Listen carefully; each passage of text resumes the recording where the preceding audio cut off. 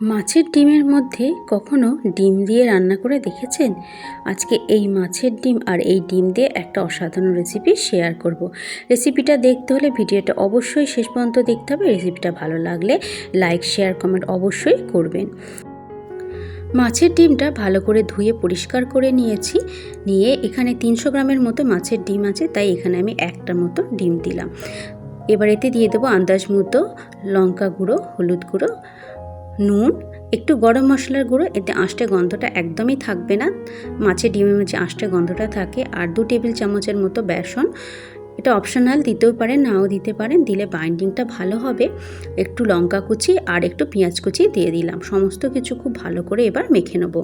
ডিম দেওয়ার জন্য এটা একটু লিকুইড হয়ে যায়, তাই এই বেসনটা দিলে এর বাইন্ডিংটা খুব ভালো হয়। তো সমস্ত কিছু খুব ভালো করে মেখে নিচ্ছি। মাছের ডিমের মধ্যে ডিম দিয়ে এইভাবে একবার রেসিপিটা অবশ্যই তৈরি করবেন, তাতে অসাধারণ লাগবে কিন্তু খেতে। ডিমের পরিমাণটা যেহেতু কম, মাছের ডিমের পরিমাণটা, তাও ডিমের পরিমাণটা আমি কমই দিয়েছি। মাছের ডিমের পরিমাণ বেশি হলে ডিমের পরিমাণটাও বাড়াতে হবে। তো এবার এটা আমার ভালো মতো মাখা হয়ে গেছে, এটা এবার রেখে দেবো। একটা পেস্ট রেডি করব, তার জন্য একটা টমেটো নিয়ে নিলাম আর একটা বড় সাইজের পেঁয়াজ নিয়ে নিলাম ঝালের আন্দাজ অনুযায়ী। এবারে দিয়ে দেবো এখানে কাঁচা লঙ্কা আর দেবো এখানে চালমগজ, অল্প একটুখানি চালমগজ দিয়ে দিলাম, এতে পেস্টটা খুব সুন্দর তৈরি হবে। তো এবার এটা পেস্ট বানিয়ে নেব। প্যানের মধ্যে দিয়ে দিয়েছি সর্ষের তেল। সর্ষের তেলটাকে খুব ভালো করে গরম করে নিয়েছি। গরম হয়ে গেলে এবার যে মাছের ডিমটা মেখে রেখেছিলাম সমস্ত কিছু দিয়ে, সেটা এবার এইভাবে দিয়ে দেবো।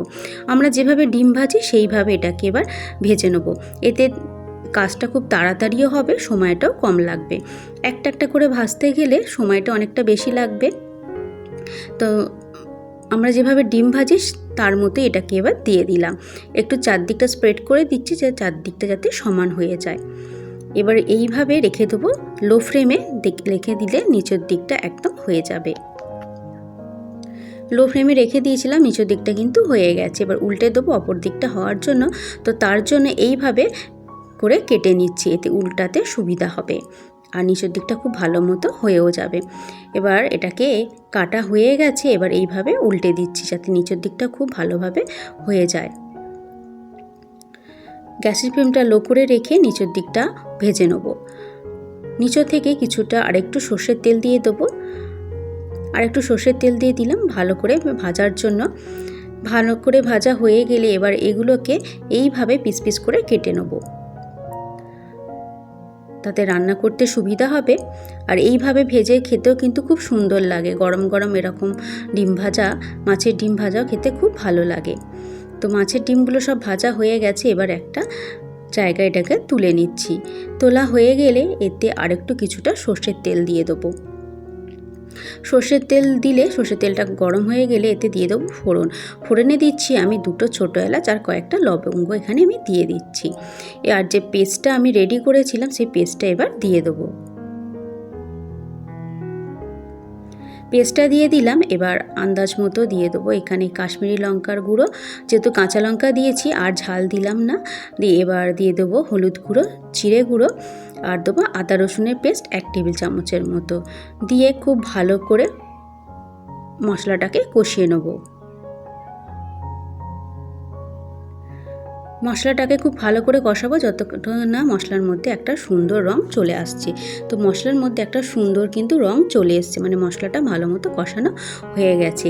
এবার এতে দিয়ে দেবো মিক্সি ধোয়া জল।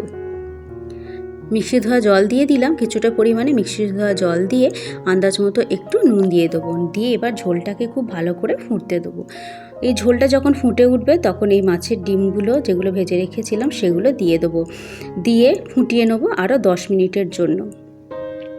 মাছের ডিমটা দিয়ে দিলাম। এবার এটাকে এবার চাপা দিয়ে রেখে দেবো 10 মিনিটের জন্য। গ্যাসের ফ্লেমটা লো করে রেখে, যাতে সুন্দরভাবে এই ঝোলটা মাছের ডিমের মধ্যে ঢুকে যায়। তো 10 মিনিট পর দেখুন কত সুন্দর একটা রং এসছে। তো রান্নাটা হয়ে গেছে। আপনাদের কাছে যদি ধনেপাতা কুচি থাকে তো ওপর থেকে ছড়িয়ে দিতে পারেন। তো তার বদলে আমি এখানে একটু গরম মশলার গুঁড়ো দিয়ে দিচ্ছি, তাতে এই রেসিপিটা খুব সুন্দর হবে আর রান্নাটা খুব ভালো লাগবে খেতে। তো তো গরম মশলা দিয়ে খুব ভালো করে এপিট ওপিট করে মিশিয়ে নিলাম। মেশানো হয়ে গেলে এটাকে স্ট্যান্ডিং টাইমে রেখে দেবো, রেখে দিয়ে তারপর সার্ভ করব। তো মাছের ডিমের সাথে ডিম মিশিয়ে অবশ্যই এই রেসিপিটা একবার তৈরি করে খাবেন, কিন্তু অসাধারণ খেতে লাগে। রেসিপিটা ভালো লাগলে লাইক শেয়ার কমেন্ট অবশ্যই করবেন, চ্যানেলটা অবশ্যই সাবস্ক্রাইব করবেন। আরও নিত্য নতুন রেসিপি পাওয়ার জন্য পাশে থাকা বেল আইকনটা অবশ্যই প্রেস করবেন। আমি যখন কোনো নতুন ভিডিও আপলোড করব আপনাদের কাছে নোটিফিকেশান যাতে চলে যায়। আবারও দেখা হচ্ছে অন্য কোনো একটা নতুন রেসিপির সাথে। ততক্ষণ সবাই ভালো থাকবেন আর সুস্থ থাকবেন।